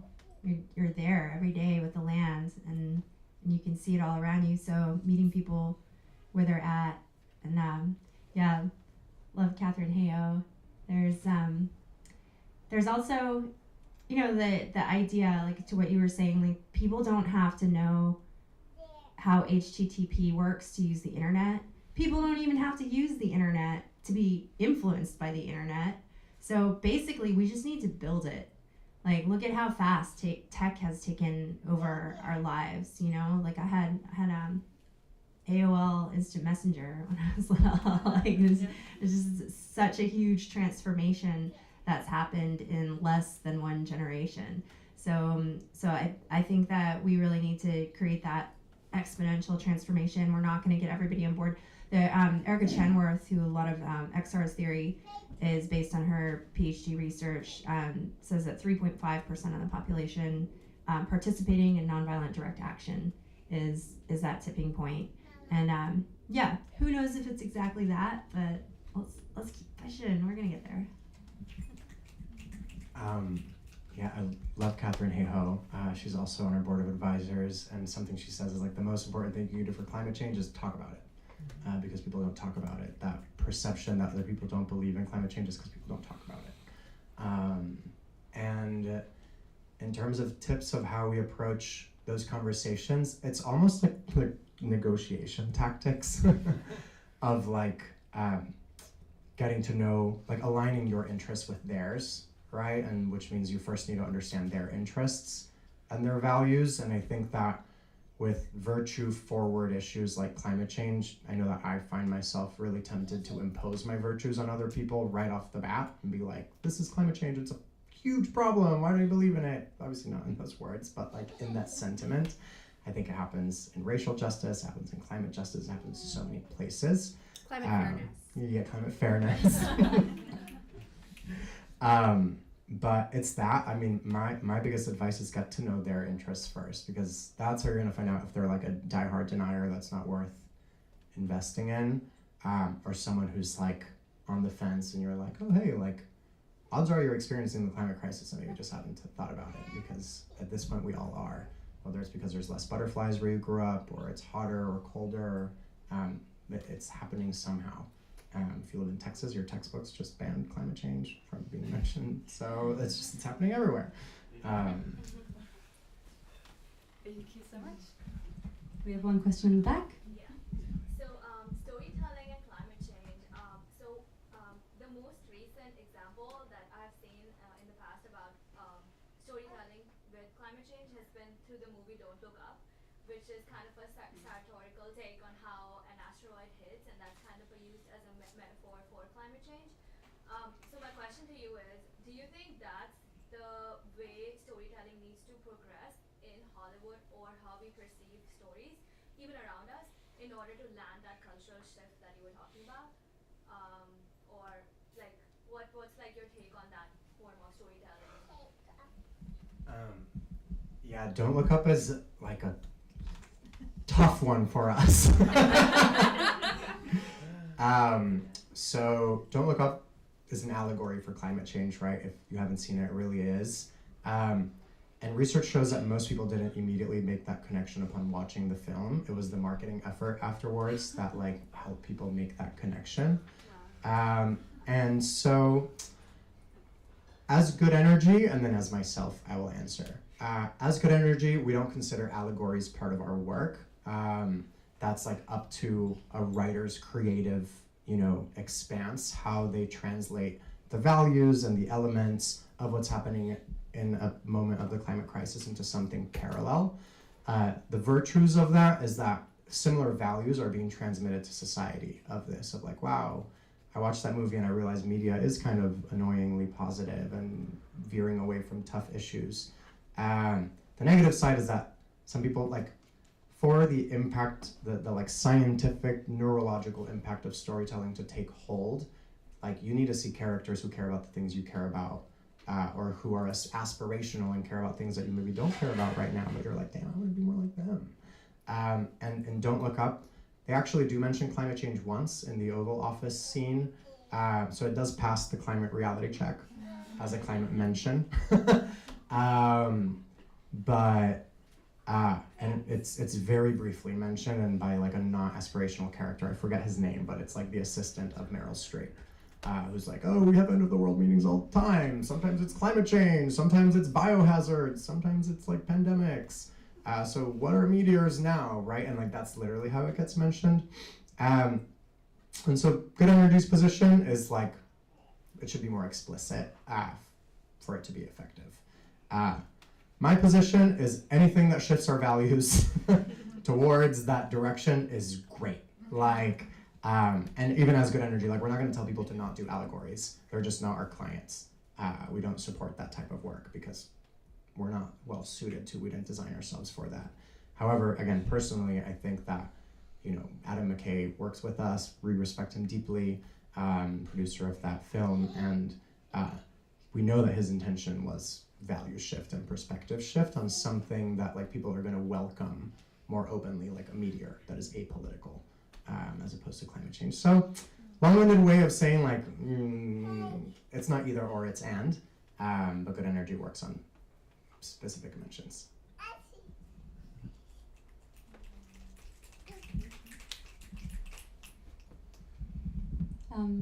Would any of you like to add anything to that? It was quite specific to Uduna's experience. With that, I am happy to hand it off to Justine so she can send us home. Thank you all so much for coming. Thank you so much for your time.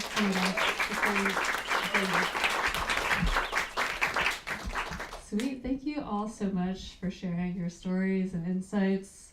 I feel so much of the time we think there are so many barriers to action, indecision, perceived lack of resources or time, or just like not knowing where to plug in. And I feel like you all showed us some really good inspiration how we can do that through art, storytelling, planting seeds of cultural change, provocations for the future, creating community. And so yeah, thank you for that.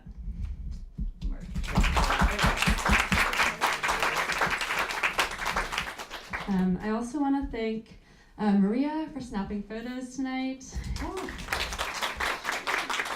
And Paul for filming the whole thing so we can watch it later and share with others. Thank you to Haley and Bethany from Jessica Lasky Catering. They helped provide us food and kept us all really, really well fed. You saw the beautiful spread out there. Yeah, thank you. And also thank you to all my housemates for letting us host this event in our home. If you're curious about living at Agape or hosting events here, come talk to me afterwards.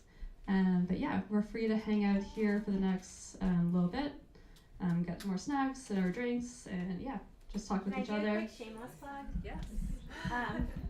I'm co-hosting an event also in a beautiful mansion living room for Climate Week on Friday. It's going to be regenerative intelligence, so some folks from Project Drawdown, and Lila June, who's an amazing PhD Indigenous activist and singer. We might have some musical performance there too. So would love to see y'all. Thank you, Agape. Thank you, everyone. All right, thank you.